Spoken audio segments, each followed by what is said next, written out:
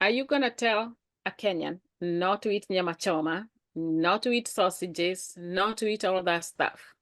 Exactly. That's what I would say. Especially, and I like you asked about sausage. World Health Organization came out about 6-7 years ago and declared processed meat, of which sausage is one of them, as a carcinogen. We know that it causes cancer. So all of you, my friends, my Kenyan friends, who are going for sausages, and of course, you know, the Americans doing their pepperoni and salami and all this lunch, the meat, the cold cut meats, it causes cancer. Men, I'm going to address men for a little bit. Men who are suffering from erectile dysfunction. Do you know that one of the early signs of heart disease is erectile dysfunction? You having problems having erection or maintaining erection. Erection comes as a result of healthy blood flow and healthy nerves to the area. And once you start getting blockages, you eating all these meats and sausages and stuff and eggs, you start to get all this cholesterol, depositing in your small blood vessels. You don't get enough blood supply. And this is an early sign. Don't take it lightly. This is an early sign that you're having blood vessel disease. So you need to turn away and you can reverse it. This is the amazing thing. I'm like, it's not like I have this disease now. It's not a death It's sentence. not a death sentence. When I tell people that I am a doctor, they're like, you know, people expect that I went to some national school or something back home. I'm like, you have no idea. I went to the small village, school. When in high school, they're bringing, different people, professionals to talk to us, and they brought a doctor to talk to us, a lawyer, engineer. And I remember just clicking with the doctor, when he talked to us, I was like, I want to be like that guy. I want to do that. Wow. And my grandmother bought me, let me tell you, before I got to high school, my grandmother bought me gifted hands. So I come to America. I was staying with my uncle in New Jersey. I'm talking with, Kenyans who are, of course, in New Jersey, and they're like, why you bothered, to do medicine? You can do really well with nursing. Just go do nursing. So I'm getting so confused. I'm like, God, I know I came here. I want to go into medicine. What do I do? Go there? Can you imagine the first week I meet a friend? Of course, at that time she wasn't my friend. I meet her. So wait, hold on one second. So you go to Rutgers to do nursing, not to do medicine? Yes, at this point, because now I'm convinced, I'm like, let me just go do nursing. I want to be able to start earning, help my family, So my mind, I'm like, okay, I'm going to go do nursing. So I go there, I meet, when I first go to the class, I meet this Indian girl and she's telling me what she's doing. She's really nice. And she tells me, I want to go to medical school and I'm doing chemistry. That's my major. And, I want to do pre-med. Immediately I change. I'm like, God, you're telling me something. Why am I meeting this girl? She's telling me these things. I change. Now I don't want to do nursing. I want to go do pre-med. My major is chemistry. I always actually loved chemistry even from high school. So I'm like, I follow this girl. We start doing, the things together. That's how it all started. So going into family medicine, I'm like, I'm able to take care of everybody from the pregnant woman to the child, to the adolescent, to the old person. I can take care of everyone. But my head, I'm thinking prevention. How do I teach them to prevent diseases, and stuff? As a doctor, you're really taught to treat, to intervene, not to prevent and not to reverse. So, I mean, there are diseases which definitely you can cure. Like, let's say if it's a surgery, like you can do a surgery to kind of cure the disease and stuff. But think of the diseases we have that are really affecting us the most: hypertension, heart disease, high cholesterol, diabetes. These diseases, you really don't get off of medicines. Once you have them, right? And this is how we were taught, like even thinking back, when we learned about what causes diabetes, what causes hypertension, they were like, we really don't know why you get these diseases, but if you're overweight or obese, or if your family history, it runs in your family, you tend to get them. But actually, I came to realize from my research that these diseases are not really like hereditary. They're lifestyle driven. They're lifestyle driven. They're not lifelong disease. They are reversible. They're not only preventable, they're reversible. And this is what I'm really passionate about, because once I learned that, I was like, wow, this is really what I've been looking for. Because yes, prevention is good, and I preach prevention, but what if you can actually reverse the disease. So they used this pattern of eating they call whole food plant-based nutrition. They used it to treat diseases, to give it to people that have these diseases already, like diabetes, heart disease, and they found out that they can reverse the disease. So when Wow. I saw this, I was like, wow, this is amazing. And then I found out, in the American Board of Medical Specialties, where, the board for specialized, all the specialties we have, like internal medicine, surgery, OBGYN, family medicine, all these different specialties, they now have what we call lifestyle medicine. And the focus of lifestyle medicine is to use lifestyle. And the first pillar of lifestyle medicine is whole food plant-based nutrition. I have a question for you. If they're Yes. doing that now, the pharmaceutical companies are very, very powerful. They have these people, what do you call them? I don't remember the name. You know, those people who go to Washington, D.C.? Oh, the The lobbies. lobbyists. Yes. Yes. They have them all over Washington, D.C., Yes. trying to influence Congress and the decisions. Like, how are they taking that? Because to be quite honest, lately there's been a lot of campaign about, alternative medicine, and that affects their business. Hi, Liz. Hello there. How are you? I'm doing good. How are you? I'm great. Thank you. Thank you. Thank you. Thank you. Thank you so much for gracing my show today. And I can't wait for our viewers to hear what you have to offer. How is California? California is great. It's warming up. I really love being here. The weather is good. It's not as cold, but it gets hot. That's awesome. Awesome. So yeah, we're enjoying spring also. So we're excited about the new weather. Oh, did you guys have the eclipse? Did you? We did, but we had partial. So for us, it was bright. Okay. So Yeah, we had partial too. It wasn't, I didn't get that. Yeah, but we were able to see. So a little bit of it, but that was fun. Yes. So let's go ahead and get started. Tell our viewers who you are, where you were born, where you grew up, a little bit about your background in Kenya, and then we're going to talk about your transition from Kenya to America. Thank you, Liz. So my name is Daphine Kaniaru, former Daphine Ondari. So I'm actually born and raised in Kisii, Nyamira. In fact, my family is from Sironga. Sironga High School is probably, known is a national school there. So Sironga is our home. Born in Sironga, but we moved to Mogusi. Mogusi is a settlement scheme. So, those schemes which, the Wazungu had, and then we bought them back. So my parents actually moved to Mogusi settlement scheme, but my grandparents, of course, lived in Sironga, and that's where I lived. And they left me with my grandmother. At 5 years old, they moved to the settlement scheme, but at this point, my granddad had passed away. So my uncles and aunties are out the house. The last ones are in high school. So grandma is by herself. So my parents decided that I was going to stay with grandma. Oh, that's sweet. That's nice. So I stayed with grandmother at Sironga, Nyamira. It was the town, was the bigger town, there. So I stayed with her, finished high school, Sironga Primary School. That's where I attended my primary school, finished, went to high school.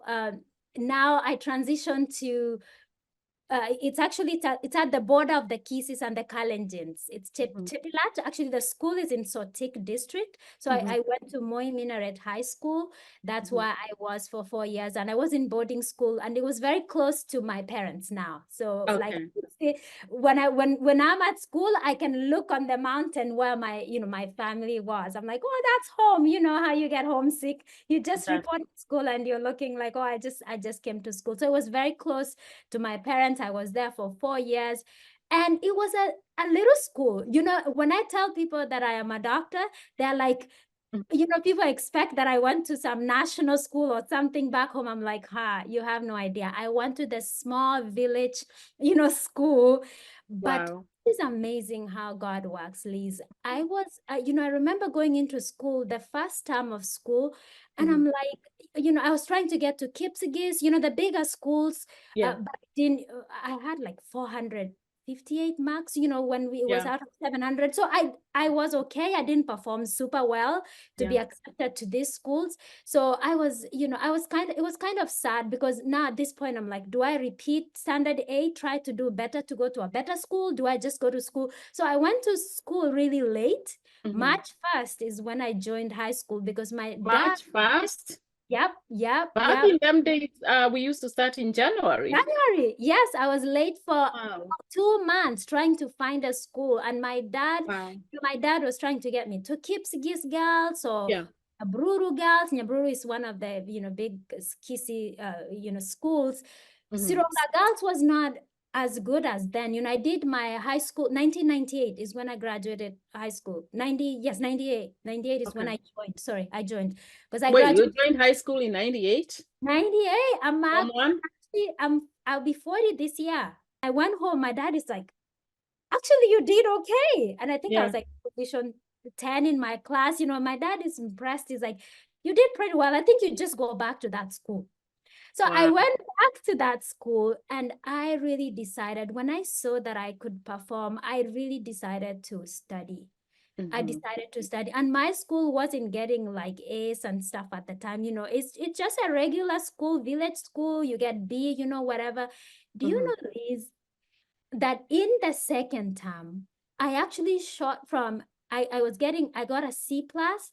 I shot up to A minus. From C plus? From C plus to A minus. And what changed? I think I just decided that I was going to study. And when I saw myself move from a C plus to A minus, I was like, I'm done. So I became very aggressive. I became very, you know, hardworking, studying. When I would go home for holiday, instead of going like to Shamba and farm, you know, wherever my parents are doing, I'm like, I'm in the house studying, because to have opening exams. So we'll have, when we go to school for, you know, open the term, we have opening a term exam. So I'm like, during the holiday, I'm not just like at home relaxing, I'm actually studying. That really opened amazing stuff for me, because I was like, wow, I can perform, I can do really well. So I was position 1 from the second term to the way to when I graduated high school. Wow. I was getting That's A minus, B plus, and all these things. It was amazing. And I remember, well, before this, remember I was living with my grandmother, and we'll get sick. You know, Kisi has a lot of malaria. So I used to, a few times I ended up at the district hospital sick, and grandma will come with me, and then she'll be like, she'll see the nurses, you know, going around, and she'll be like, you're really quick. And she'll say these things. And she said, you will be like one of these. You become like this lady. So she planted that in me. I was like, wow, okay, what, you know, they make me feel better when I'm sick. So I started developing an interest in medicine. When in high school, they're bringing, you know, different people, professionals to talk to us. And they brought a doctor to talk to us, a lawyer, engineer. And I remember just clicking with the doctor. You know, when he talked to us, I was like, I want to be like that guy. I want to do that. Wow. And my grandmother bought me, let me tell you, before I got to high school, my grandmother bought me gifted hands. At the church, we had the camp meetings, and they'll bring all these books. My grandmother bought me the book. I read the book in primary school. So this is back in my mind. And I started, you know, thinking I want to go into medicine. So I applied, you know how in Form 4 you apply your first choice, your second choice, and all these things. So I applied. I still got an A minus, but I didn't qualify for medicine, sadly, you know. Even with an A minus? I had an A minus, but my A minus was 77 points. It was like, you know, straight A minus. And they when they weighted it, I just fell off. So they told me I didn't qualify. So they ended up, you know how they choose for you? They chose for me BSN. And BSN was pretty new at the time. We were like, okay, so what do you do as a BSN in Kenya? You know, we have registered nurses, you have community nurses and everything. So what do you do as BSN? I'm so confused. But I'm like, you know, my parents couldn't really pay for me to go parallel. So I just go to do BSN. But before then, so my uncle was actually in America. He came with a green card. back when, before I graduated high school. So he's telling me about the green card. After I graduated high school, I went, what do you do after high school? He asked me to go stay with my grandmother. So this is my maternal side, my maternal uncle. So I go to stay with my grandmother, and my uncle's kids were there too at the time. They were not America with him. And he tells me, he goes, you gotta fill out the green card. I'm like, green card? What is that? I don't even understand. I have there are people who knew about America. They want to come to America. I wasn't that person. I'm just like, so he goes, yeah, fill it out. And those days we used to do on paper. Yeah, manual. Yeah. Manual. So I fill it out, I send it. And you know how we used to wait almost 2 years before you join university. So I wait, but I filled out soon before I joined. So I joined university. And while I'm there, I've just been there for like 2 months. I went to Moy University, where to do the nursing. Can you imagine 2 months into it? My uncle comes, my other uncle comes and says, you got, you won the green card. He brings me the mail and he said, you won the green card, and come, you need to return this paperwork and all these things. And that was the end of my school. Wow. That was the end of my school. So I left school. I went and filled out the paperwork. I didn't even know that sometimes even in the green card, you can be left out. It's not that when you get a green card, like you have to come, they're following all these numbers. Yeah. So I went and filled out the paperwork, did everything. But I was just glad because I was, I went to do nursing and I didn't want to do nursing. So for me, it was like an escape. I'm like, I'm out of here. I'm going to go to America. I'm going to go to medical school. So I come to America. I was staying with my uncle in New Jersey. That's why I first came. And, initially, I don't know how the things work, especially when you come with green card. There's no hurry to I need to go to school. I need to do all these things. So start working. First of all, I didn't even train to drive in Kenya. Start to train how to drive. And I'm under 21. So all these things took some time. And I joined college after almost a year and a half. Then I started school. And I, starting school, I'm talking with, Kenyans who are, of course, in New Jersey, and they're like, why you bothered, to do medicine? You can do really well with nursing. Just go do nursing. So I'm getting so confused. I'm like, God, I know I came here. I want to go into medicine. What do I do?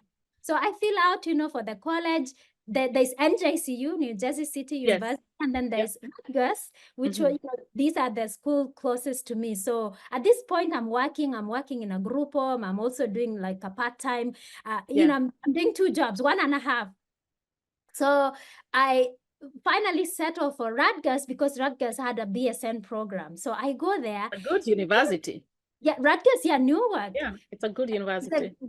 Yes, very good school. So I go there. Can you imagine the first week I meet a friend? Of course, at that time she wasn't my friend. I meet her. So wait, hold on 1 second. So you go to Rutgers to do nursing, not to do medicine?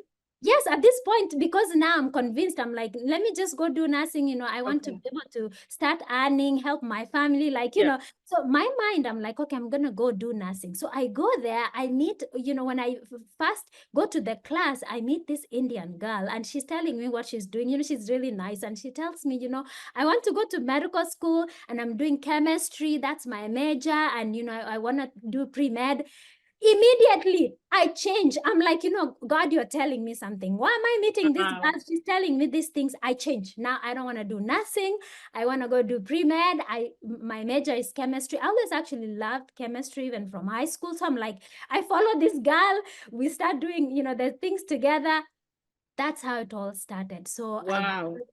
I do chemistry. We start preparing, for pre-med. I do all the classes. So the thing with medical school, and I want to say this for some of the people who are interested to know the path to going to medical school. So in America, you need to at least get a bachelor's degree to join medical school. You don't go straight from high school to medical school. For your bachelor's degree, you can major in anything. So Okay. long as you do their pre-med classes, you need to do general sciences. So you do general chemistry, general physics, general bio. I think sociology now, they have some other classes that have changed since since then.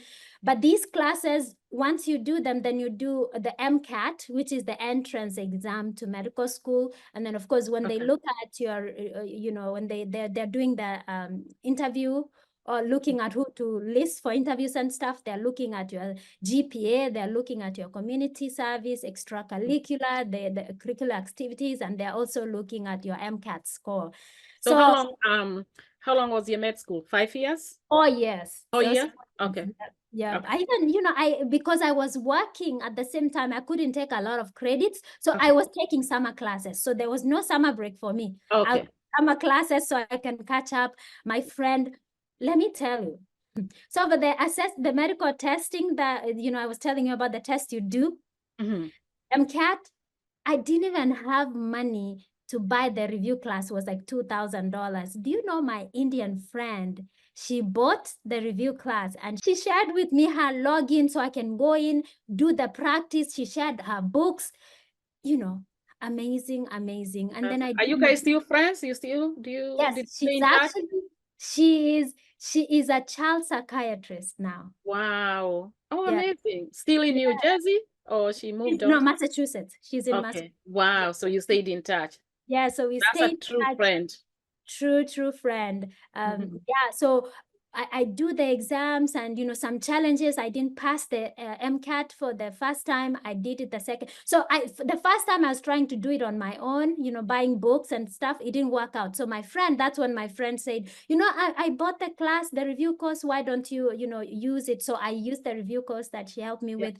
Then I passed the second time. Oh, that's nice. Oh, amazing enough. So during this time, I'm going to a church. It was called Bethel. It is called Bethel SDA Church. But then there was a Kenyan church, a Kenyan Seventh-day Adventist church. So I started going to that church because of a Kenyan friend I met. And that's where I met my husband now, James. Oh, in the church? Yes, in the church. We met in the church and we didn't actually start talking right away.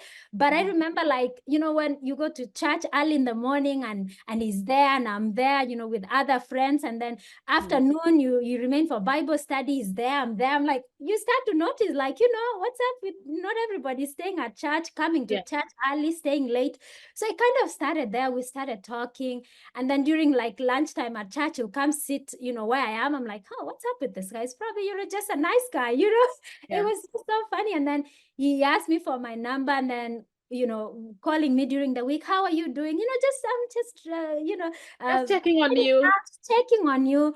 Before I knew it, he was asking me to be his girlfriend. I'm like, I'm just right now, I just want to go to school. I have this thing. I want to go to medical school. I really don't want to get myself in a relationship right now, but it's okay. We still talk and be friends. Friends. I don't know when I became his girlfriend. Before you know, you were in the box. Before I know it, I'm like, I'm talking with this guy for so long. Like, what's going on here?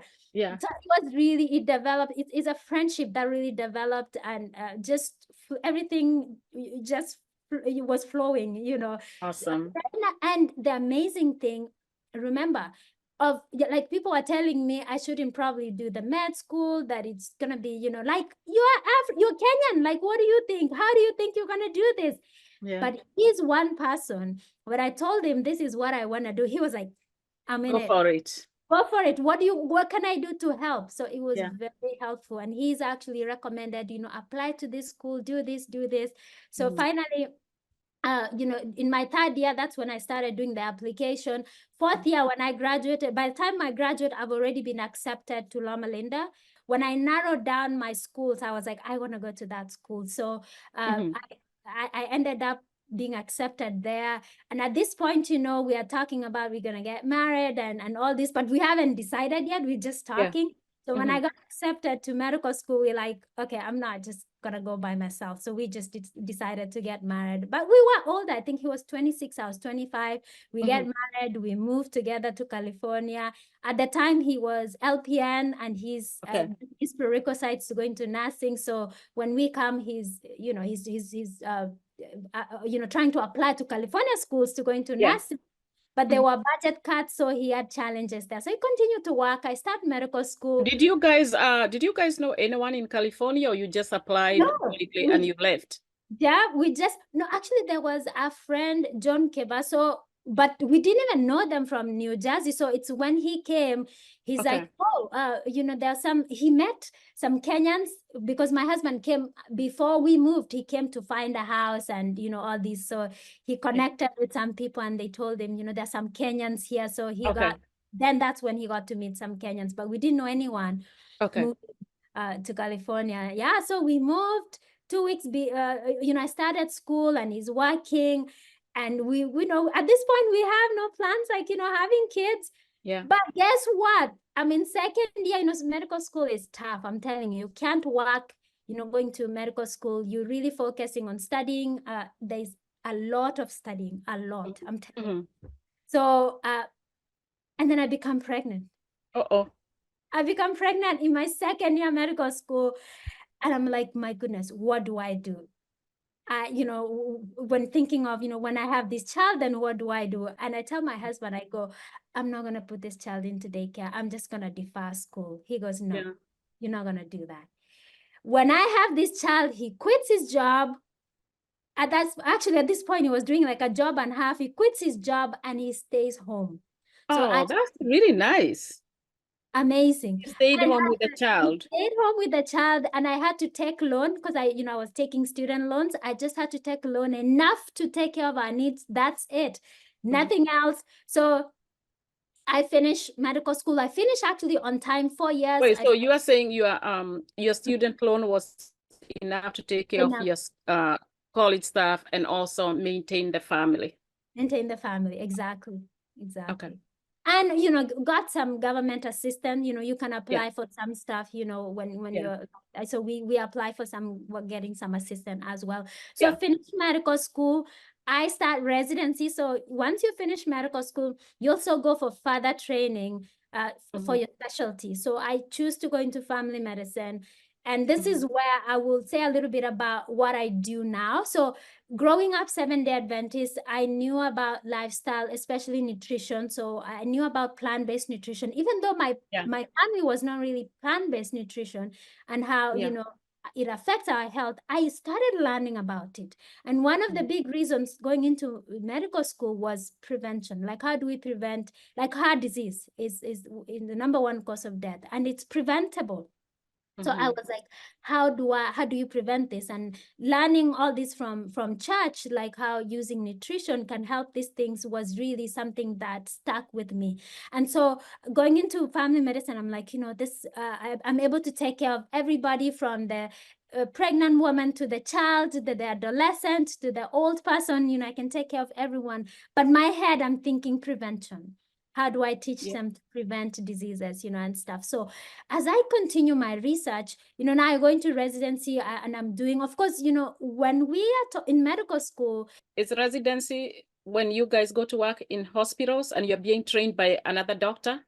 Yes. So you're being trained by other doctors. You also other residents. So when you join your first year resident, you also have a second year resident, a third year resident, and then you have the attending physician, who is the overseeing doctor, right? So you can see that there are different levels of supervision you have. So yes, so you're being taught, but you're being paid. So at least at this point, I'm getting some income. And then I was, after I had my first child, I was like, you know what, I'm not gonna do contraception. If I get another kid, I get another kid. So I have my second child in residency. Wait, after how long? After the first one? 2 years. 2 years apart. Breastfed this as hard as it was, because I met a friend who told me the importance of breastfeeding. So I was like, I have to breastfeed my kid. So I was carrying my pump everywhere I'm going. So I breastfed. That helped keep the pregnancy, away until 2 years. So I breastfed the kid for 15 months. And then I became pregnant in my first year. Was your husband still taking care of the child for the 2 years, the entire 2 years? My husband staying home. But during this time he's staying home, he actually went to school. He started online school, and he changed it to finance. So he got a bachelor's in finance. Then he started to do master's in health He did MBA as well. So he's busy Okay. too, while taking the Okay. kids. So I get a second child, a Mhm. boy. I had a girl, and then now I have a boy. And my husband is like, at this point, he's like, no, no way. This is it. We are done. Like, Daphne, are we done with this? Because, Wow. I Mhm. was so busy, Liz. Like, the training was so tough. I Yeah. was clocking 16 hours at the hospital. What? And I went back to 16 hours? 16 hours when you are on like medicine rotation or whatever rotation, such whatever your rotations you're doing at the hospital. If Yeah. you at the hospital, you at the hospital about 16 hours. Oh my goodness. When you're at the clinic is different. It's like 8 to 5, but when you're a Okay. hospital, it's tough. It is tough. So my Wow. husband is like, you know what? No, like I'm at home by myself with the kids. Like, no, is this it? Okay, this is it. So I have 2 kids. Yeah. I didn't add another one. Add is trees, trouble, trouble. Mhm. It was amazing though. I mean, he did amazing. He took care of the kids, and That's I nice. still was able to breastfeed even the second one. Pumping the milk, going with the pump to the To hospital, yeah. even getting mastitis. When Oh. you can't even find time to pump. But I was like struggling. I'm like, please, please, I have to pump. So I was able to breastfeed and pump for a year Mhm. for the second one. Okay. So they both never Okay. got formula, thank God. So they Mhm. did fine. I finished my residency. At this point, I'm looking into thinking more prevention, but I'm prescribing medicine because when we go into school, we are taught about procedures and medications. That's really Yeah. what you're as a doctor. We are not taught about nutrition and lifestyle and all these things, how it affects us Are they more focusing you on learning how to treat diseases? with drugs and procedures. Yes. Wow. Treatment. So as a doctor, you're really taught to treat, to Okay. intervene, not to prevent and not to reverse. So, I mean,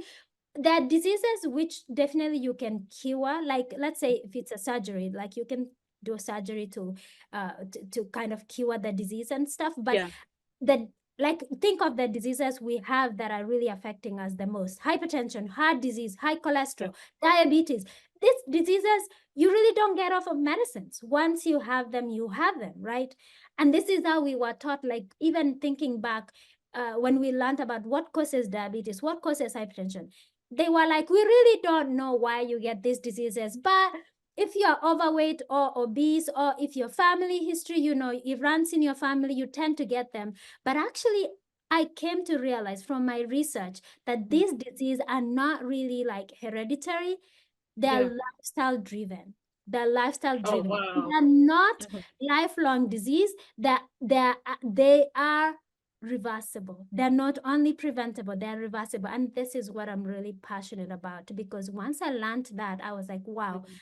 this is really what I've been looking for. Because yes, prevention is good, and I preach prevention, but what if you can actually reverse the disease? So that's what I do. Besides, I finished my residency, I started working, uh still doing the same thing, prescribing drugs, Yeah. referring patients, for surgeries and stuff. Yeah.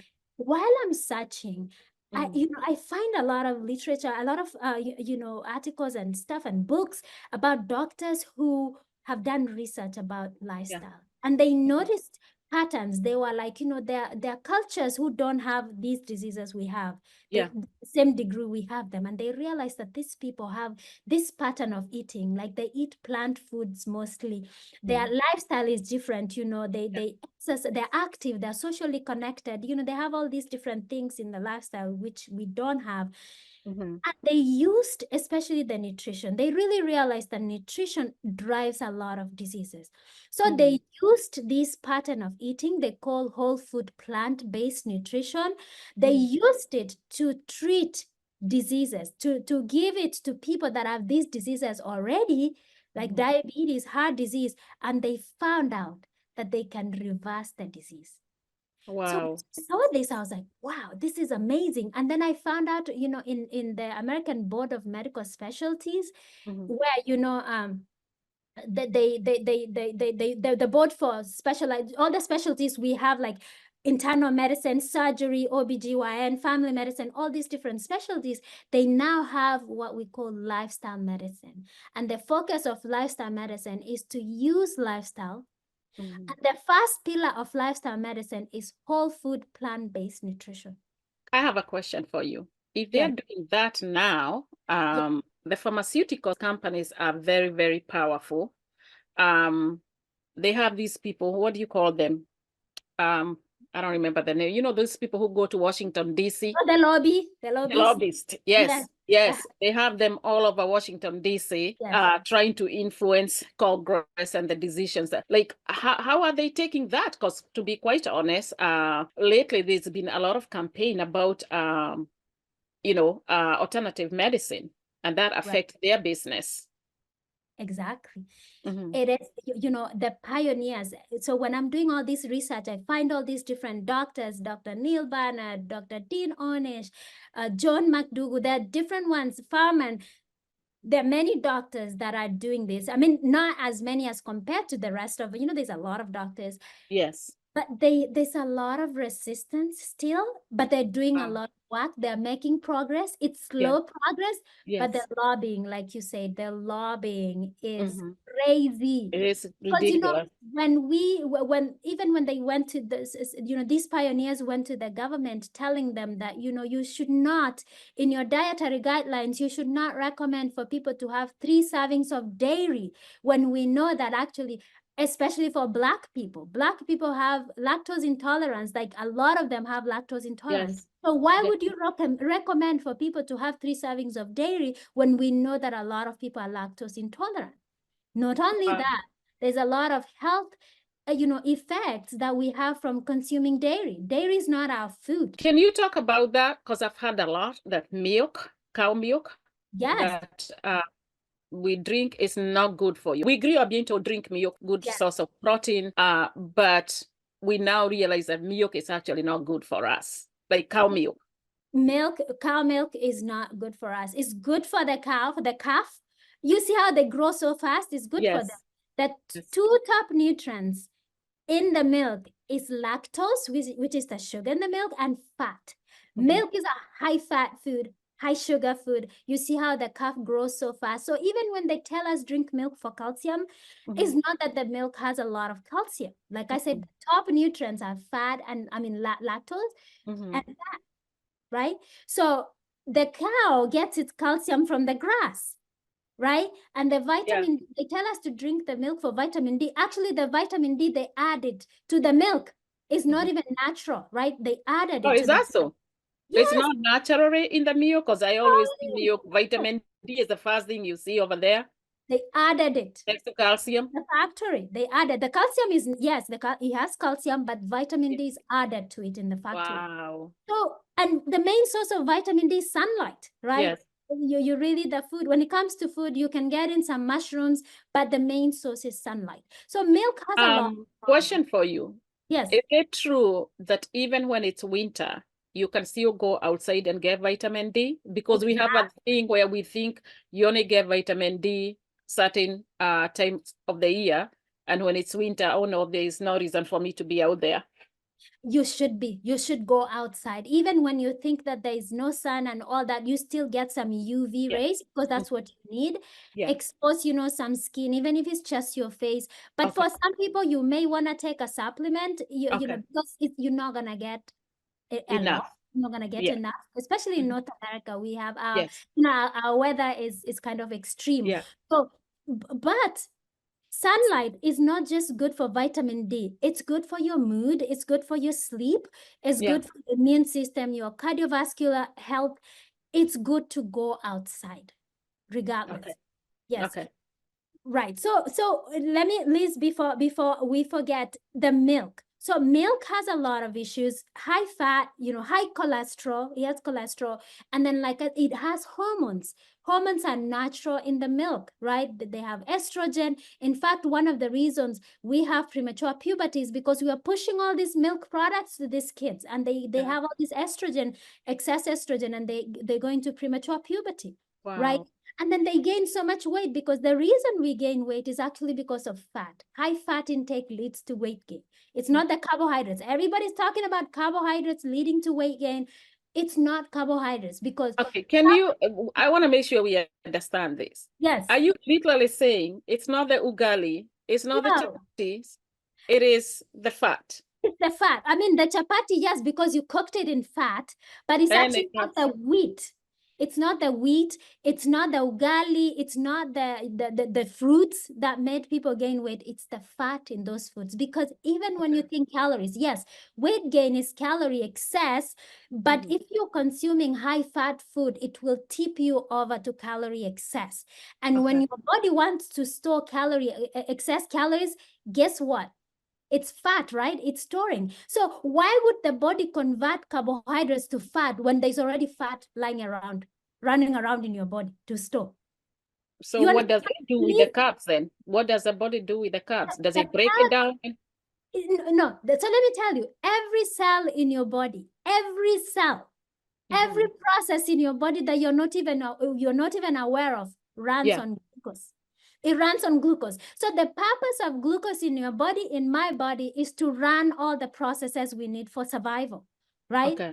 It's not to be turned into fat. That's not the normal process.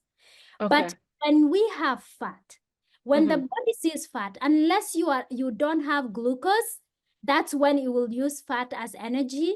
But other than that, the fat will tend to be stored as reserve energy, right? Because you already have glucose. Why would it use the fat?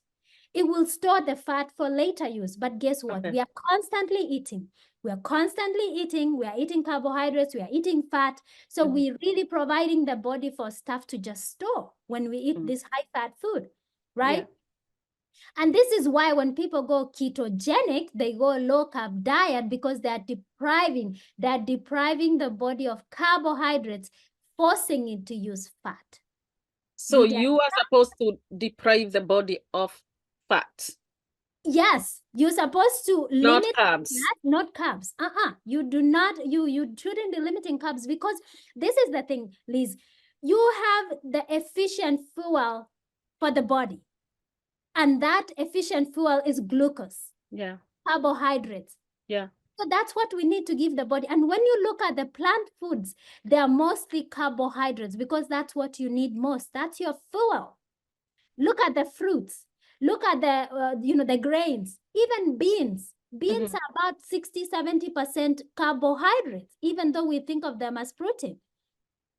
But they are really. You are being taught that beans are good source for proteins. Of course, because they are. They're both. They have carbohydrates, about 60-70%.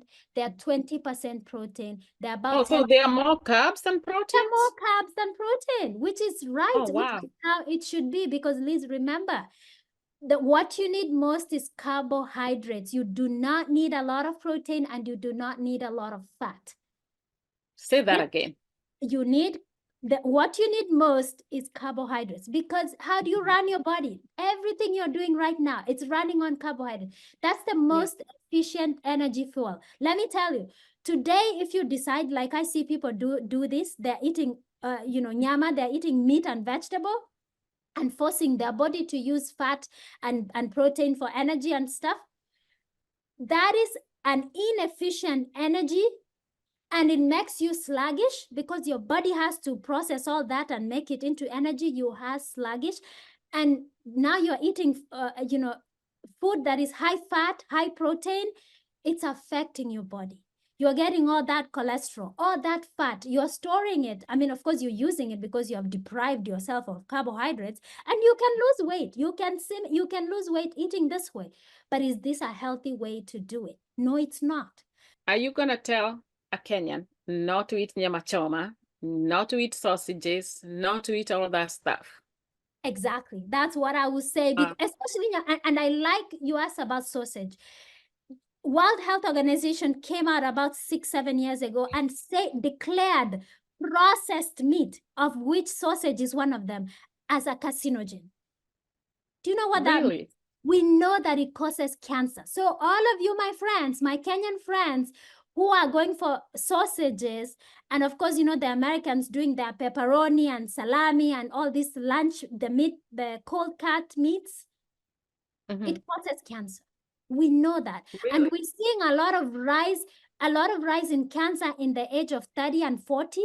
Colon cancer, it's becoming a huge deal, and it's because of these things we are eating. We are also seeing a lot of people dying of cancer, whereas back in the days when we were growing up, that wasn't the case. You know, when I was younger, I think I only knew 1 or 2 people who had died of cancer. And now it's like a pandemic, not just here, but even in Kenya. So from what I'm hearing you say, it's caused by the food we are eating.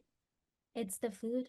It's the food. I mean, there are other environmental stuff, but Liz, let me tell you, if we try to eat as healthy as we can combat some of these things. Because guess what? At the end of the day, I mean, the statement "you are what you eat" is true. It's very, it's very true. So if you're getting radiations and stuff from outside that is affecting your body, if you give your body the nutrients, the right nutrients, the antioxidants and phytochemicals that come from plant foods, the fruits and vegetables and beans and whole grains and nuts and seeds, if you give your body these foods, you give it a chance to fight the disease. Somebody will ask you, what about people like the Maasais? You know, they live on milk and meat, and you know, you're thinking in terms of like, if we can drink milk, we should not drink milk, we should not have meat, lamb, beef, chicken. What do our farmers do? How do they make money?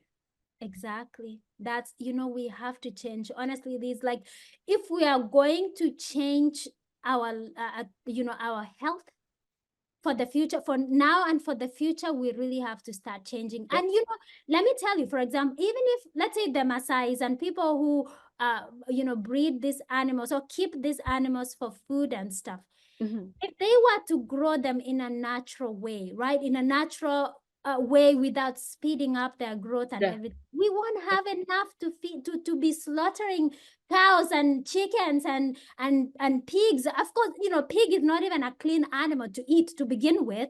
If you go to Leviticus 11, it's not a clean animal to eat, right? Somebody's gonna tell you that all food were made clean, but I do agree with what you're saying. But even when we know pigs are not healthy, we still love our farmers' choice sausages. Exactly. And it's making us sick. I mean, the processing of the meat, the salting and the chemicals they use to process these meats, it's creating compounds that will cause cancer. So we really, one of the things to do is to stop eating processed meat, and sausage is one of them. Sorry, I see it all the time. I see it on my Facebook. You know, I'm in these cooking groups, Kenyan groups, and people post, and they will have like 4 or 5 sausages, and I'm thinking to myself, goodness, you know, this is this is not good. And they're not just having sausage, they're having eggs, they're having mandazi. You know, remember I told you, it's not the wheat. Of course, you know, if you're using white flour, yes, of course, that's a problem. You want to eat the food as unprocessed as possible, as natural as possible, right? So this is how are you gonna make mandazi? How are you gonna make mandazi with that brown flour? I mean, not the sweet one. Definitely. I mean, you can. I have made it. Even in my house, I have made it. Honestly, I had to stop making mandazi because this is what I realized. Every time I made mandazi, even though I said it was just occasional, like once in a while, my kids will not eat anything else until the mandazi is finished. I was like, no. I was like, no, I'm not making this mandazi in my house. They make chapati. My husband loves, you know, he's Kikuyu, right? Yeah. He loves chapati, and he will make them like once a week with oil. I learned to cook chapati without oil, but they're not, you know, the kids They're not the don't same. like them. They don't like them as much. So I'm like, okay, if you want to eat chapati once a week, fine. But for me, the things that I eat, honestly, it's cassava. I eat sweet potatoes, regular potatoes. I eat brown rice. I eat quinoa. I eat beans, lentils. I eat chickpeas and the split peas. I eat vegetables. I love fruit. I eat a lot of fruit. I eat, you know, I use seeds when I make my like oatmeal. I'll add chia seeds or ground flax seeds. I will eat nuts, but nuts are healthy, but you're going to be careful when you eat these salted and roasted nuts, and before you know it, you ate a whole container. So do you want to eat raw nuts? Yeah, I eat raw almonds. Unsalted. eat a handful. Yes, unsalted raw almonds. Almonds, I just eat like a handful. When I roast the peanuts, I just roast them without the salt, because salt, yes, is good, and I use salt when I cook, but I use little. Like my food, I spice it with like garlic, ginger, turmeric, curry powder. I'll put garam masala. I'll put other spices, before I add the salt. Like I put salt at the end, so I don't use so much. So I try to, do that. When you eat this way, you can really prevent a lot of diseases you can even, I use this same way of eating for my clients, my patients, to help them reverse the diseases. I've had a lot of them get off medications for diabetes, hypertension, for cholesterol, lose weight, all these things from just eating simply. And I don't use oil. So this is another thing, Liz. I don't cook with oil. That is something I've heard you say that, and I just can't wrap my mind around the idea of cooking with no oil, because we are so used to like nakatakata kitunguu, you put your oil, whatever type of oil you're using, you cook it, and then you cook the rest. How do you? This is what I do. You know how you put the mafuta with the kitunguu? So I put water. I have those cooking cups, the kitchen cups. Yes. Put quarter cup water, put my yellow or red onion that I've chopped up. Medium heat, I just saute the onion for like 3 to 5 minutes. If I'm cooking like beans, I will put, once I've sauteed for 3 to 5 minutes, I put fresh garlic, fresh ginger. I saute for another 30 minutes to 1 minute. 30 minutes, 30 seconds to 1 minute. And then I add the spices. I add, curry powder, cumin, turmeric, paprika, all that. I toast them for like a minute. Then I add my tomato. I cook the tomato down, and then I add my beans. I add, the little water that I want to, however much I want to use. Then I boil it. Once it's boiling, then I add, cilantro or parsley, bell pepper, whatever, I want to add. And then I add a little bit salt at the end. You will not tell that these beans don't have, oil. But this is what I do with the vegetables, because that's the tricky part. With the vegetables, I do the same thing, water with an onion, I saute, and then I do the spice. If I want to put spice, in my vegetables, I put, turmeric and paprika, whatever I want to do.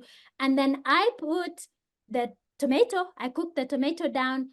I put natural peanut butter, a little bit, like the regular eating spoon. I scoop maybe vegetables that I cook for 6 people.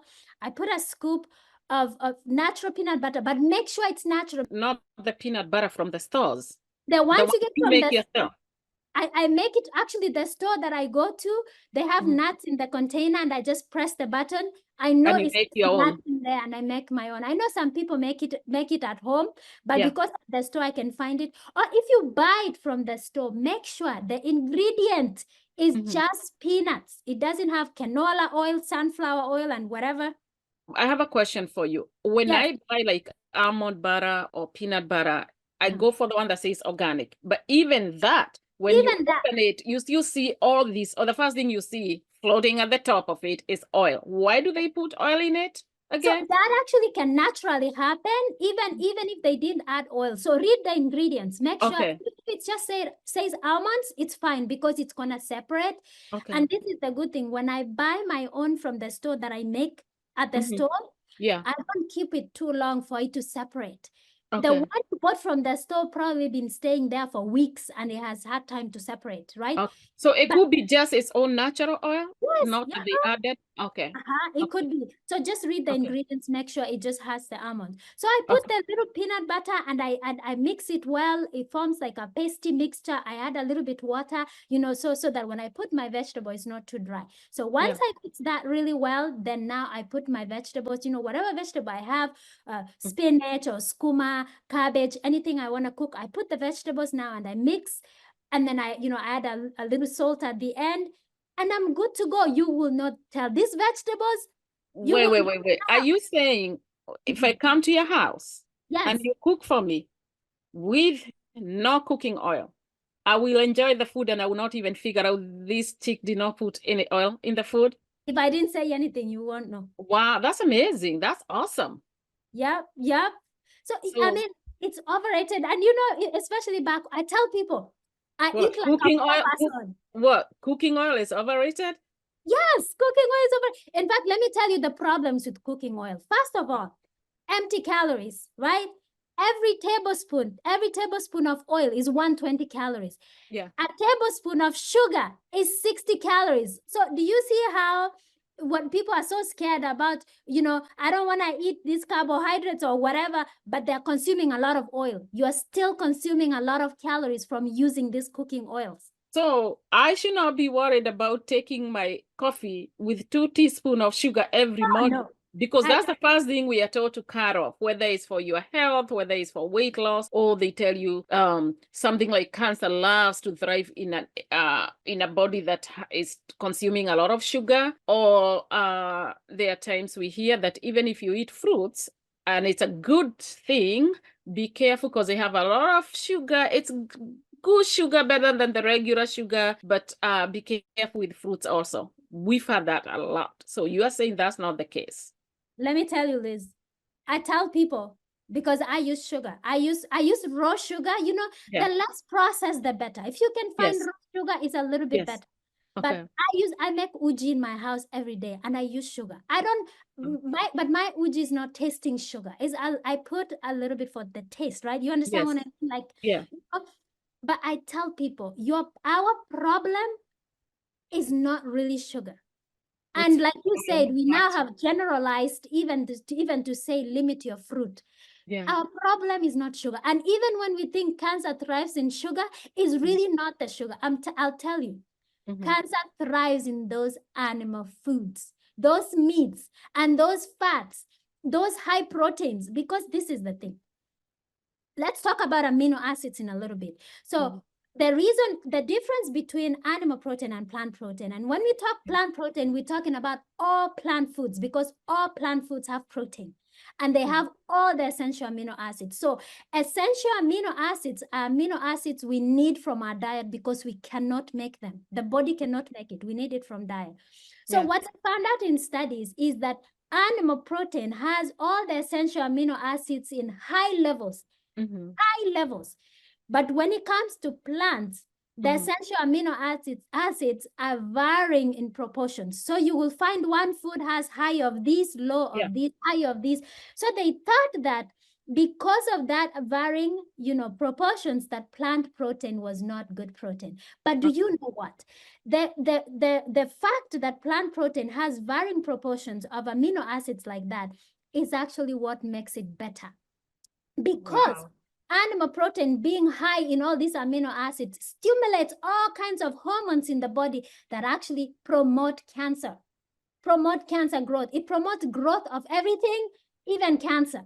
So, and plant protein is actually better protein because it doesn't have all this crazy, it doesn't stimulate hormones in the body the same way. So it regulates your hormones. It doesn't lead to crazy growth in the body, even growth of cancer. So I will tell you, before you start going crazy about sugar and eliminating all this, know that your cancer will thrive in animal food. First. So things like eggs, I think that's where we go for things like omega, is it omega-3? The fish, and the fish, fish for omega-3. salmon, whatnot. Yes. And you're saying do away with so are we talking about being a vegan here, vegan lifestyle? We're talking about being vegan, plant-based. Is kind of, we use it interchangeably, but vegan goes more even like they won't even use honey, they won't even wear leather, anything coming from animals. But when it comes to food, let's talk about whole food plant-based is what I promote. And yes, I really want people to embrace the foods, the plant foods as much as they can.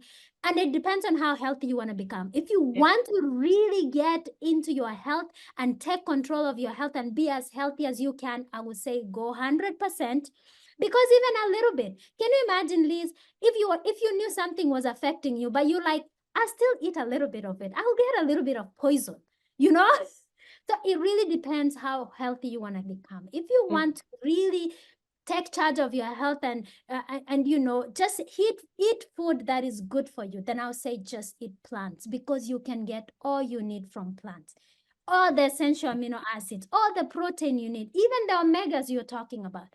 You can get omega-3s from your leafy greens. skumas, pumpkin leaves, punde, spinach, all these greens can give you omega-6, omega-3. Omega But 3. also chia seeds, flax seeds, walnuts can give you omega-3s. But Okay. this is the thing. There's 2 essential fatty acids we need, meaning we have to supply them from the diet. They're omega-3 and omega-6. They compete in the body. What happens when we consume a lot of refined oils? We get too much omega-6. These oils have too much omega-6. And omega-3 and omega-6 compete for enzymes in the body. So you can see how if you're consuming these oils, how your omega-3 will not even work. It will not even do what it needs to do. So for you to be able to benefit from all these omega-3 you're getting from your vegetables and chia seeds and whatever, you need to limit your oils or stop using oils, then you can benefit from your omega-3s. So even when you eat salad, like when you go to a salad bar and you feel like, oh my goodness, I'm eating salad, I'm eating healthy. But right next to it is the salad dressing and a bottle of olive oil for you to put on your salad. You're saying, no, don't do that. I am saying, yes, as much as you can. So sometimes, okay, I've gone to like buffet where I get, salad, and I can get like balsamic vinegar. Balsamic vinegar is made from grapes.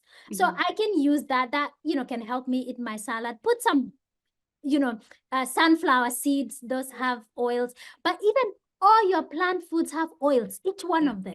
You may not realize, but they have oils. So this thing of like, oh, you need to add salad dressing with oils.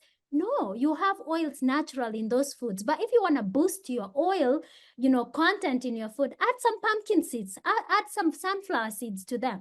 And the way I do them, I buy them raw and then I toast them on my pan for like a minute or something, so they're not like too roasted and they have added all these salt and stuff. You understand what I mean? Like, yes, you're outside eating, you get the best you can, right? The best choice you can do that, right? But yes, adding oil, people even ask me like, even olive oil, you don't even eat olive oil, use olive oil. I'm like, let me tell you a story. I used to be a oil, like olive oil person, right? You come to my house, I have olive oil for saute, all extra virgin olive oil bottles and bottles in my house. I don't have them anymore. So this is the reason. You want to eat food whole as much as you can. You don't want, what they did? They squeezed out the oil, threw away the rest of the olive, and now you have this, it's just pure fat, 100% fat. And I then know when it says, I thought when it says cold pressed. Cold press, yes, of course, cold press is better than the other ones, the light tasting, right? Because they have really refined that one for you to be able to use it to cook. But still, even with the cold press, even though it's a little bit better, 14% of the fat in that cold press is saturated fat. So when you look at fat, you have different kinds of fats. Like we said, there's omega-3s, omega-6. There's saturated fats, and then there's polyunsaturated fats. There's monounsaturated fats. So your olive oil has more monounsaturated fats and has some polyunsaturated fats, but it still has some saturated fat. So this is the fat, which is the bad fat, which stimulates your liver to make cholesterol. It can increase your cholesterol. So you want to limit how much of that. And, animal food have saturated fats. A lot of them, most of the fat in the meat, in the chicken and in the fish is actually saturated fats. That's why animal food, animal protein is a problem, because of these saturated fats. Also because of the amino acids it has. Also, animal foods don't have fiber. Fiber has become a thing. It's a huge thing. Fiber not only makes your bowels move so you're not constipated, but it also feeds the gut microbiome. And the gut microbiome, when it feeds on the fiber and breaks it down, it produces short-chain fatty acids, vitamins, it produces neurochemicals that regulate a lot of stuff in the body. See, I tell people, the reason we have a lot of mental illness in America is because we don't eat enough fiber. That's as basic, there are many things, but one of the really basic things is we don't eat enough fiber to produce these neurochemicals. Do you know that 90% of serotonin, which is your good feel hormone, is made in the gut? And we get 15 grams of fiber a day, which is not even half of what we need. Don't they tell us to get fiber from is it Metamucin? Yes, but it will not do the same thing because that's, that's fiber that you get from the bottle, but you need fiber from the food. It does not behave the same. So, and Okay. where is the fiber coming from? Zero fiber. Animal food does not have any fiber, any. So fiber is found in unprocessed plant foods, right? The whole grains like, brown rice, wild rice, quinoa, whole wheat, whole maize, corn, all these barley, millet. Like I said, I make uji every day, millet. Beans actually have the most fiber of all the foods. Beans, Okay. and we don't need and we don't eat enough beans. So beans, lentils, peas, What and about things like dengus? yes, dengu, they fall in that category of legumes. They have a lot of fiber. Your vegetables, all of them, plus sweet potatoes, regular potatoes, they have fiber. Green leafy vegetables, your fruits have fiber, all of them. Even your nuts and seeds have fiber. So plant foods is where we get the fiber from, but unprocessed. Remember, because if you're using white flour, you're making all this chapati, mandazi, we're making all this, we're buying white pasta, white spaghetti, that doesn't have fiber. I have a question. Yes. I've seen there's a movement out here, led by some doctors. Yes. Just like they are vegans, they are vegetarians. Now there's a group called Carnivores, yes. Carnivores. Yes. So the whole idea behind that is that man was created to eat meat, not plants. So, Right. and I actually have a friend who has been doing it for the last 6 months. And all they eat is meat, nothing else. I ask her, you don't eat any salad, no vegetables with, no, I eat meat straight. She said the only thing that she does different is every morning she get her cup of coffee, and then throughout the day. She even told me, you know how you buy, let's say beef, and then it's fatty, so you try to separate the fat and you throw the fat. And she said, no, don't throw that fat, cook that fat and make your own cooking oil from that fat. That's what they are doing. And the whole thing is supposed to be good for weight loss and also supposed to be good for what do you call it, to fight diseases. And I asked her, so if you're not eating any vegetables, how you go to the bathroom? Like, how? I mean, you'll be constipated. She said, no, the doctor say you don't have to use a bathroom every day. And I was like, oh, no. So talk to us about that lifestyle of just eating meat and nothing else but meat. I mean, Liz, actually, I'm just like, I don't understand how people will even believe this. Mm-hmm. How people will even be convinced to eat this way, because this is out of this world. Like, I don't even understand who comes up with this kind of stuff, because right from the beginning, I tell people science has given us all the information, and even go to Google, just put what are the healthiest food to eat. The list will be almost just plant foods, right? We know that. Researchers told us this. When you go back to Genesis 1:29, that Bible talks about God gave us, trees, herbs that produce seed, and trees with seed in its fruit as food. Yeah. This is what gave us. So I don't understand where this thing came from, like we were meant to eat meat. No, God made us to eat plant foods.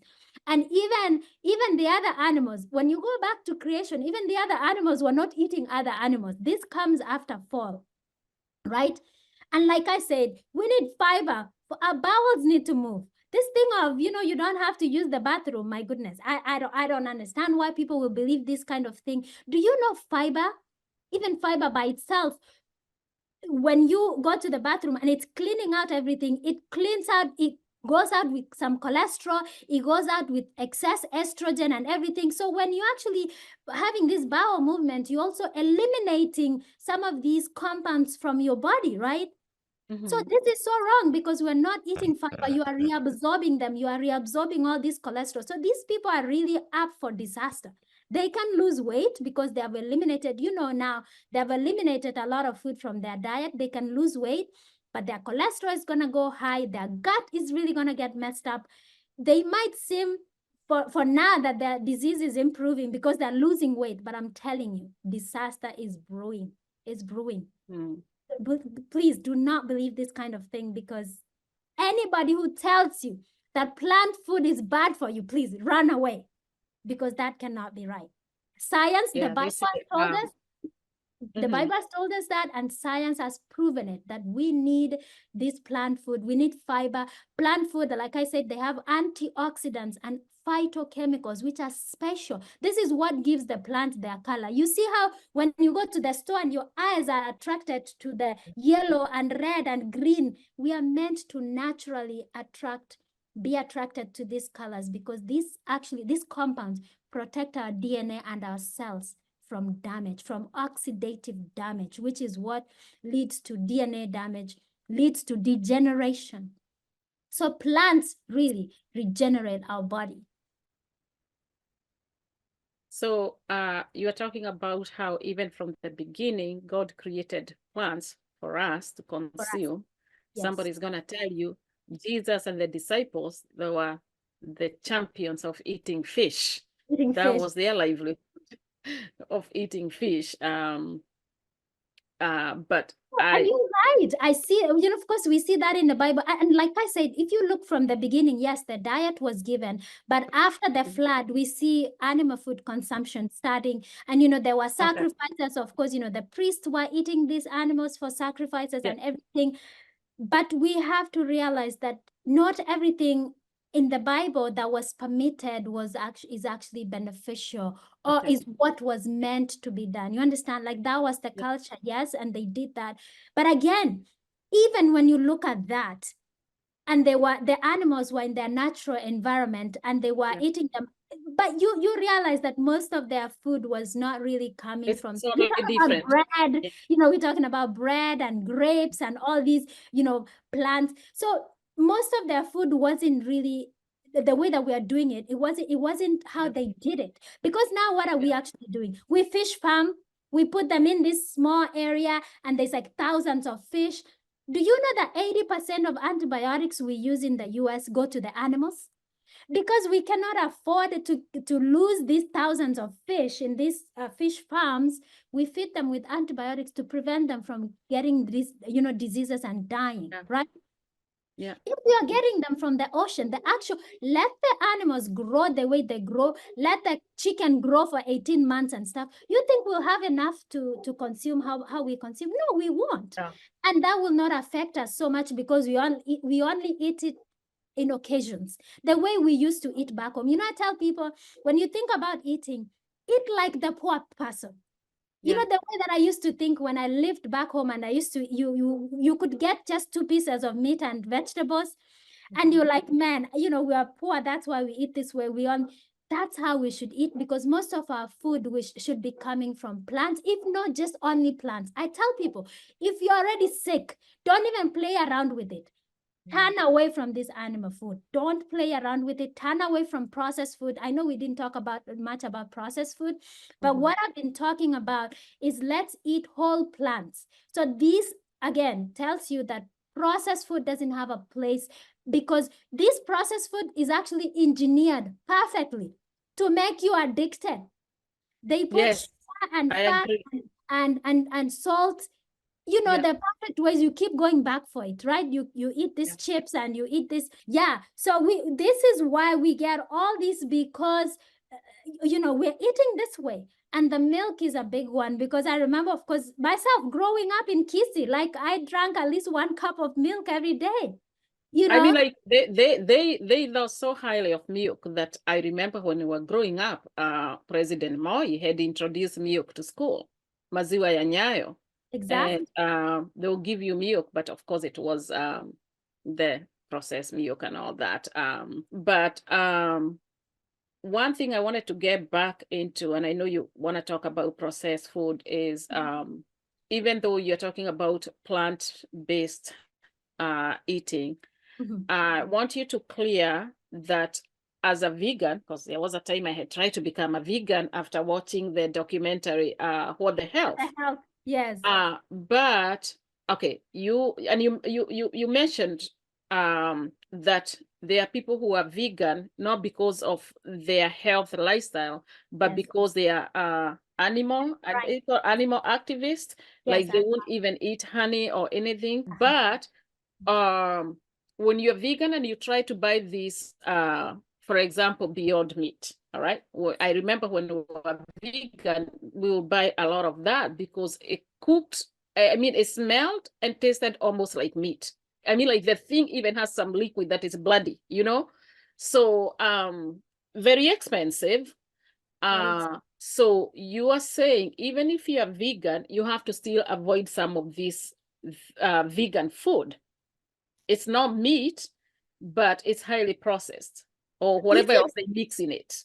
you see, this is how they're getting people. They know Yeah, that people are getting away from meat and they're starting to adopt plant-based nutrition. Now they're yeah, making all these products that taste and look like meat. yeah. Please, if once in a while, you know, you are in a place you can find something to eat, that's what you can eat, Mhm. then you know, that's once in a while. Yeah, But I will not recommend that kind of stuff. Super expensive, first of all, and yes, not healthy. Not yeah, healthy.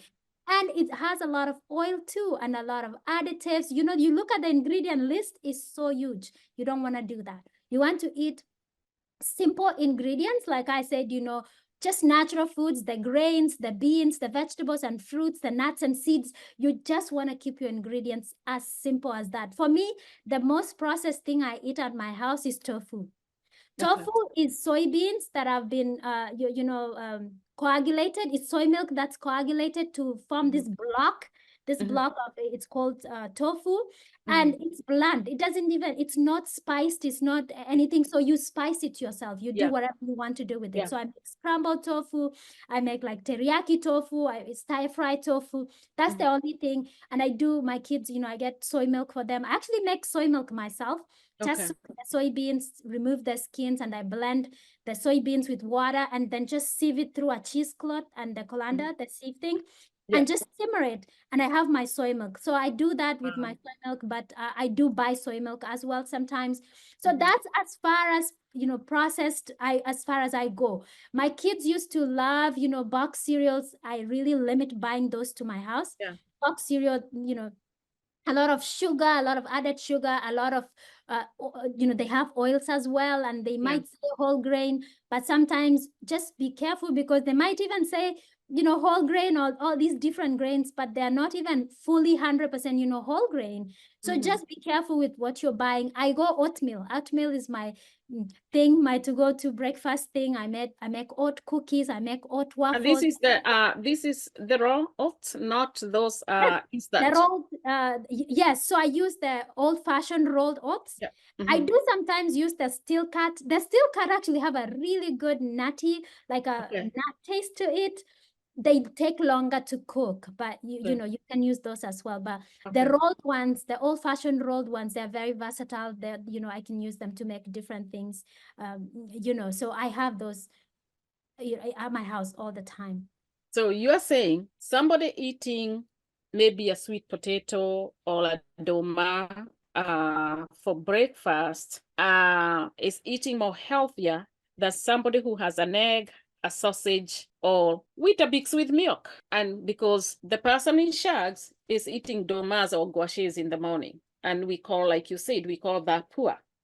And maybe they eat that because they think they can't afford the white bread, they can't afford Weetabix, they can't Exactly. afford milk to put on the Weetabix, they can't afford sausages and all that stuff. So I agree with you because even our grandmothers, they lived a long life with less diseases. They only get sick as they grow older in their late 80s or 90s, maybe back pains here and there, but they never had all these complications that we get today. And I think that is because they were eating organic food. I was also thinking when you were saying, you know, when you grew up and you have just like 2 pieces of meat, but I think now meat, chicken, eggs, everything is very, very, very available in Kenya versus when we were growing up. Like you said, some people ate meat on holidays, but Holidays. now they have chicken left and right because they are growing them overnight. They have eggs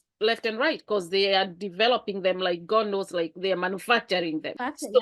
So And that makes sense when you say all that causes diseases, because the more these things are available, the more diseases we see, whether it's here or back in Kenya. I want you though to talk to, like, you can actually reverse a disease by what you eat. Like somebody who is sitting there watching you and they're like, you have no idea, I have type, God knows what, diabetes, I'm dealing with this disease. And you are here saying, hey, you will be able to not just take medicine, I guess, to just manage the disease, because some of these diseases you have to be on medication throughout your life to just kind of manage it. But you're here, even though you are a doctor, saying, no, you don't have to manage these diseases the rest of your life. You can actually reverse, you can cure yourself from what you are consuming.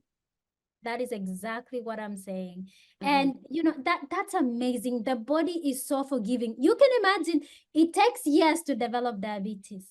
But let me tell you, for some people, it's just 2 weeks to reverse the diabetes. First of all, to understand, yes, why you got the diabetes to begin with.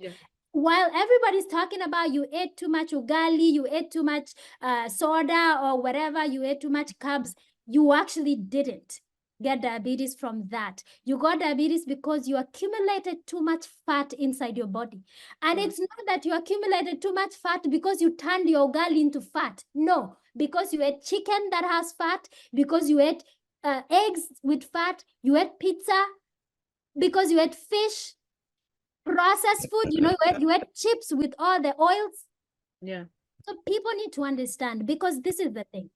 Remember, you store energy. Excess energy is stored as fat. And like I said, if you eat food and you have carbohydrates, you have fat, and your body has excess energy, it's going to store the fat. And this is what's happening, because when we're eating a lot of this, and you eat a lot of chicken, you eat a lot of fish, you're going to end up with excess energy.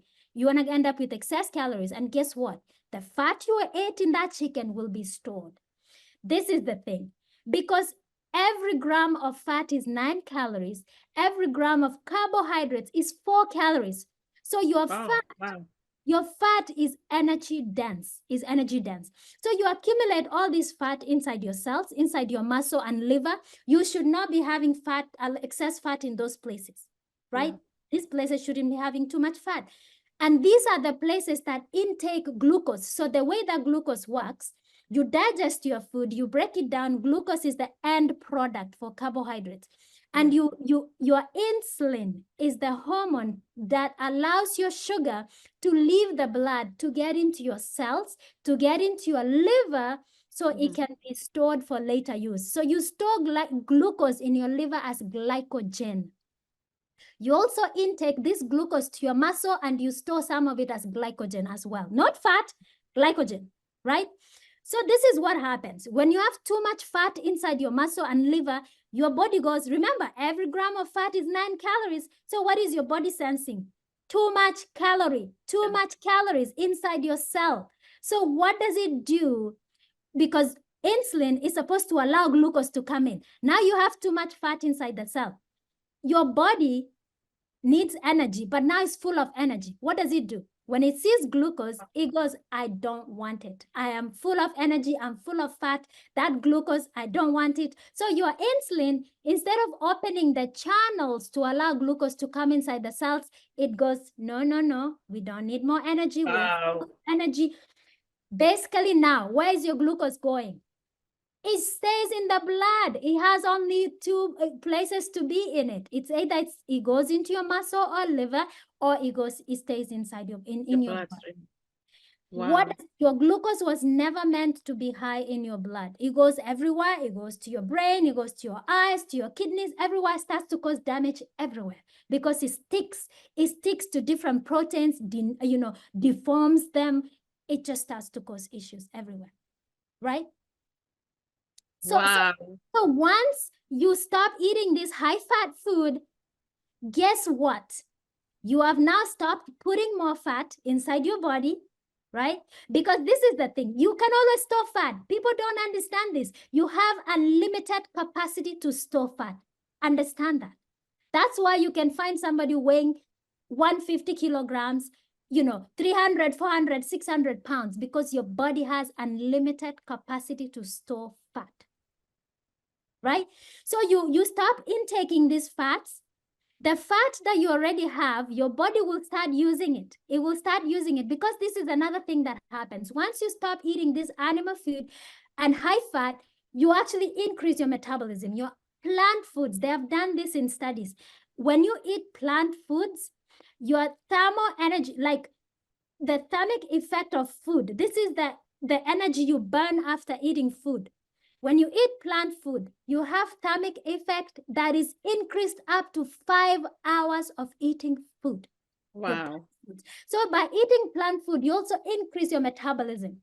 So meaning now you have a chance to burn that fat that you have already accumulated inside your cells. This is how you reverse this problem. You burn that fat that's already accumulated. Now your body goes, oh, your cells now are free of fat. They don't have fat. They are now accepting glucose. You now start accepting glucose. Guess what? Wow. You accept glucose, it leaves your blood through the insulin. Now it goes into your cell where it will be used. You have cured your problem.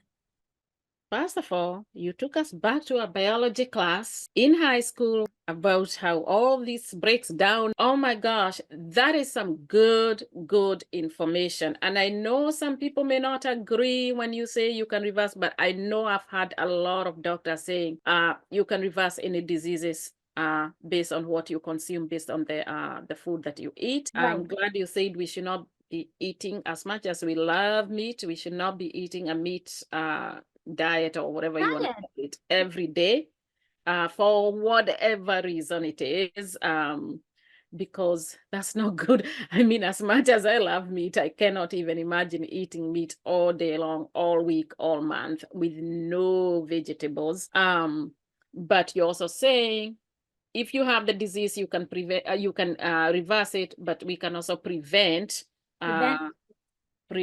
by cutting out. I know it's a process, because oh my goodness, nyama choma, samosas, and all that good stuff that we love, but it's a slow process of eating health. But you also do coaching.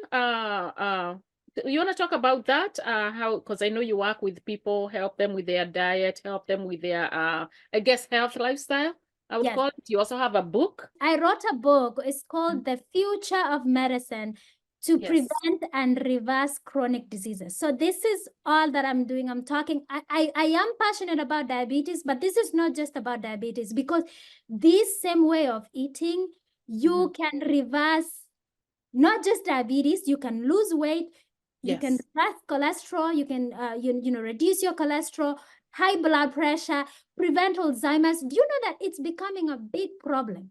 What causes Alzheimer's? So one of the things actually we have found out that really contribute to this disease is all these saturated fats from animal foods that we are eating, these processed foods. And I didn't talk about, like, coconut oil and palm oil are two plant products that are very high in saturated fats.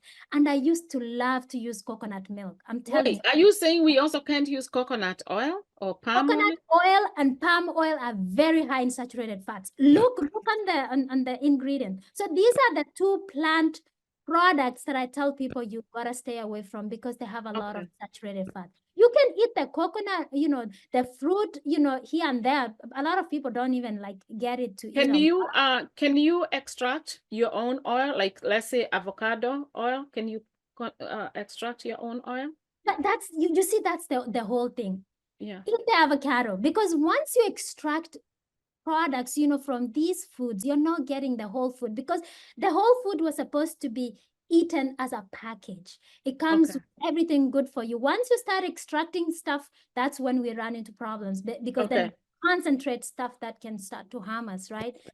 Yeah. So using this kind of eating, I've said you can reverse, lose weight, reverse diabetes, hypertension, high cholesterol, heart disease. Men, I'm going to address men for a little bit. Men who are suffering from erectile dysfunction. Do you know that one of the early signs of heart disease is erectile dysfunction?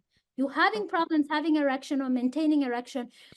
Erection comes as a result of healthy blood flow and healthy nerves to the area. And once you start getting blockages, you're eating all these meats and sausages and stuff and eggs, you start to get all this cholesterol, depositing in your small blood vessels. You don't get enough blood supply. And this is an early sign. Don't take it lightly. This is an early sign that you're having blood vessel disease. So you need to turn away and you can reverse it. This is the amazing thing. I'm like, it's not like I have this disease now. It's not a death sentence. It's not a death sentence. Yeah. Turn away from those foods. Eat the poor man diet, your beans, lentils, your grains, your vegetables and fruit, and you can reverse this process, right? You look everywhere. Kitambi is the norm of the day. We were not meant to be like this. Men and women, everybody, we're walking around with, this excess weight. That weight is not just sitting there. It's causing damage to your body. Not only, putting you at risk of heart attacks and strokes, Alzheimer's, dementia, cancer, all kinds of problems, destroying your joints because you're carrying that weight around. Your joints have to deal with that. You have knee pain, hip pain, back pain, all these problems we have, they can be resolved. And when I used to go back home, they look at me, they're like, you're so skinny, what's wrong? You're not eating. Eat some more, eat some more. So now being skinny, what they call skinny now is a problem. Everybody getting big is now the norm. Like, they're eating well, but this eating well is killing us. And like I said, Alzheimer's, dementia, you lose yourself. You're basically here, but you're not here. Yeah. You degenerate, you have neurodegeneration, you even forget to eat. And one of the big thing about this is saturated fats we're getting from all this animal food, all these processed foods that we're eating. So by switching to eating whole food, plant-based, we are really preventing, these kind of stuff happening to us, right? And it does have a genetic component, but guess what? Genetics load the gun, your lifestyle pulls the trigger. Say that again. Your genes will load the gun. Your lifestyle will pull the trigger. Oh my God, that's amazing. That's amazing. You have given us really, really good information. We're going to go back to how people can connect with you if they need to talk to you about your coaching or they need to buy you a book. We are going to, you can give them your information, how they can connect with you, but I'm also going to pin it at the bottom of the video. I'm also going to put a picture of the book. You have it on Amazon, yeah? It's available on Amazon. I have it on Amazon, yes. So, and a link to the book so that when they click on it, they can go straight to Amazon and get a copy of your book. But this is some really, really good information. I love that you said even if you're sick, it's not death sentence. You can work to reverse the whole situation based on what you consume. I know it's going to be a journey for some of us to stop all these bad habits, and also especially those of us from Kenya, we love things like mandazis and samosas and all that. So you can slowly, it doesn't have to be, I guess, all at once, yeah? It's not all or none. Yes. It's knowing, it's knowing. Once we know what's affecting us, once we know what to do, then we can start to make the steps to do more, right? I mean, there are people that hate beans from their experience in high school, but no, do you know that people are doing studies and one of the longevity food to eat is beans. Beans is a longevity when they gave us beans in high school, corn and beans, or maize and beans. Yeah, or githeri. Yeah. Githeri. And they did that like every day. First of all, now that's what now we are talking about. Oh, it's a poor man's diet. Poor man's diet, yes. And we hated it. I know I did. I would not cook it to this day because I guess just the way they made it just made it horrible. Yes. They made ugali horrible. I actually think I cook ugali like twice a year at most, unless I have somebody here who wants ugali. But you're saying those are the healthy stuff, but that's what we thought was not good for us, because maybe it's just like you say tofu. You say tofu. I love tofu, but tofu can be the most it's bland, thing we eat. Yes, it all depends on how you cook it. So if you spice it up and cook it good, it's really, really good. So I think it's the same with githeri and ugali and porridge and all those that they were giving us. This is the amazing thing. Do you know actually eating this way is not only good for your body, it's good for your pocket.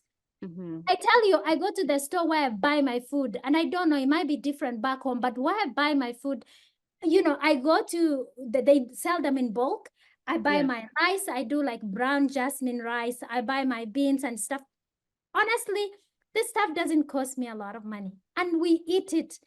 You put like 2 cups of beans. I soak them, I boil them. 2 cups, I get 6 cups out, of beans. You know how long I eat that? I can eat that for I freeze some because I'm mixing. I'm not just eating beans. I'll eat beans, I'll eat lentils. Like, it's very inexpensive. I'll go buy fruits, different fruits. Fruits can be pricey depending on where you buy them, but find those that are in season. Take even frozen. For me, like blueberries, I love blueberries. I buy frozen blueberries. I do the wild kind. But back home, in my village, we used to have blackberries falling everywhere. Like, we didn't even care. Yeah, We didn't they care for them. grow in the wild and nobody sells them to. You can just go pick them up. Guess what? I buy a little container of blackberries. It's $7. It's not even enough for me, just for me. So these kind of foods with the spice, we don't even know the value of them. The darker it is, the more antioxidants it has. So really enjoy this kind of foods, the poor man food. It will be good for your pocket, good for your health, good for our environment. I know we don't have much time, Liz, to go to, but I don't want to finish this interview without saying this. The reason why, one of the big reasons we have global warming is animal agriculture. Yes, they The say deforestation, the methane gas that the cows produce, the transportation we have to do for these foods, we are contributing a lot to climate change. So one of the things we can do to really work on this, because everywhere in the world they're working on the climate change thing, what we can do to really help slow down this process or reverse this process. One of the things you can do is to eat plant-based. And so we can really help stop these animal agriculture that's just going crazy. We slaughter 70 billion animals every year for food. Guess what? We have to feed those animals so we can eat them. We spend at least 10 times resources to feed these animals instead of using those resources to feed people. Do you know that one of the causes of hunger in the world is animal agriculture? Because again, we're wasting resources. Can you imagine these plantations full of food, we are feeding the animals instead of using the same food to feed people? Wow, I never thought about it like that. That makes a lot of sense. And then all the suffering. Have not seen this. I mean, I remember growing up, a chicken will be chased down, down the field and slaughtered. And you can see that. But that didn't happen every day. Now imagine in America, where we are consuming animal product the way that we do. Nobody sees how these animals are caged. The cows, these animals are not in their natural environment. The chickens are so big, they can't even carry their own weight. They can't even walk. Actually, if you watch the documentary, What the Hell, you get an idea. It may not give you 100% full picture, but I know a lot of people convert into vegan after watching that documentary, just to see how they raise these animals, whether it's chicken. I remember watching thousands and thousands of chicken all in one space. You see a chicken trying to literally reach for water. They can move. They cannot move. And all that for us to consume. And I think on that documentary, they were also showing pigs someplace. I think it was either South Carolina or North Carolina. And just the stuff that they do, or the sprays that they spray the plants with. We have ways of literally growing a chicken within 7 days. Here is a chicken for you to eat. So I totally agree with what you're saying. I know it's not easy, but like you said, it's good for our health.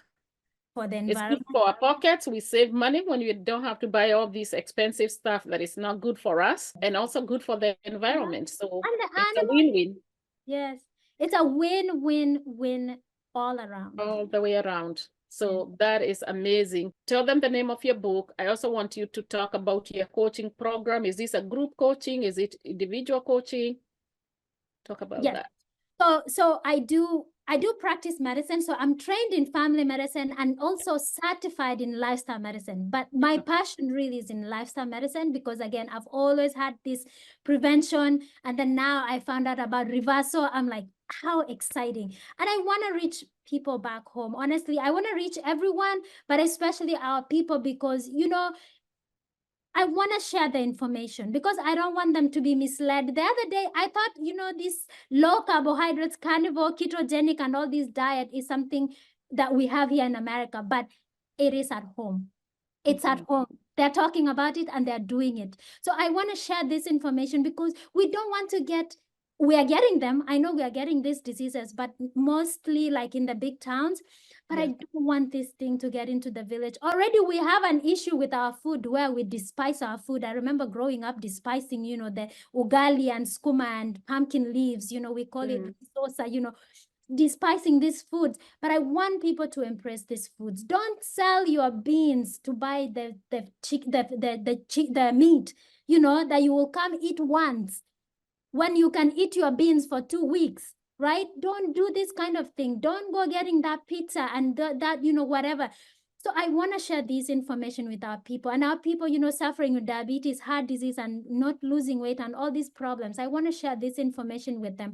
Right now, I do individual coaching, but I'm transitioning to do group because individual coaching takes a lot of time and I can't reach as many people as I would like. So I'll be opening up, be on the lookout for that. But for now, I do take individual people. Reach me out, Daphine Kaniaru on Facebook, on Instagram, also Daphine Kaniaru at gmail.com. You can reach me there as well.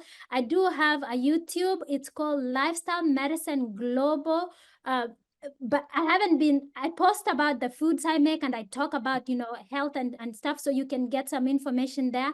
And my website, drdaphinekaniarumd.com, but it's under construction. So be on the lookout for all the new stuff that is coming out for group coaching. But I want to get to group coaching. That way I can reach more people. And again, my book, The Future of Medicine, to Prevent and Reverse Chronic Diseases by Dr. Daphine Kaniaru. And I know we didn't get to talk about the book, but the book is mainly about the nutrition, but also exercise, sleep. We glorify sleep. Tell me about, us who are in diaspora, right? In America, and we work 16 hours, but we don't know. We are setting ourselves for disease.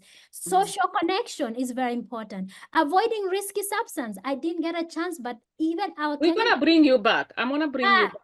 For sure. Alcohol. I want to talk about alcohol. Is a big issue, and that's going to be a big issue, not just for your weight, but alcohol is a toxin. We got to realize that there's no amount of alcohol good for your body. So these are things I talk in the book. Time with nature, faith, the importance of faith, the importance of sunlight. People don't know that sunlight is really important to our health, and we have more disease and death from lack of sunlight than excess of it, especially in America. We are very sensitive about the sun. So these are things I talked about in the book. Water, making sure that you're hydrated. And one of the big ways to get hydrated is to eat fruits and vegetables. Of course, drinking water, drinking like herbal tea and smoothies and things like that. So these are things I addressed in the book. You can get it on Amazon. And then you can reach me, of course, if you're interested in reversing any chronic disease that you might have. Reach me through my social media, my email. Let's talk, and let's reverse these diseases one person at a time. I'm telling you, I've already done it. So let's talk. I love it. I love it. So all those links, whatever she shared as far as how to reach her, it's going to be pinned in the description box below the video, so you guys have it, including the link, the direct link to go get a copy of our book. And you said you have a YouTube channel. All that information is going to be pinned. I will definitely love to bring you back. Maybe you can cook for us and we see how you cook a real meal without cooking oil. But thank you very, very, very much for the information you shared. I think there is still more that you need to come back and share with the community. You have just saved some lives. I'm sure not everybody is going to take the information you shared and change, but if just a few people are able to take the information you just shared, they'll be able to either prevent or reverse that has served the purpose. You just gave out so much. I appreciate that, and I hope to have you back very, very soon. Thank you so much, Liz. This has been a great opportunity for me to share this information that I am very passionate about, because we don't know. Like I said, a lot of people are just stuck with these diseases, and all we need is this information to help us, like I was seeking for the information. Seek and you will find it. And that's why I'm sharing it. Awesome, awesome, awesome. Thank you so much, and you have a wonderful day. All right, Liz. Thank you so much. You have a good rest of your day, and we'll talk. All right, you too. Take care. Bye-bye. All right, bye.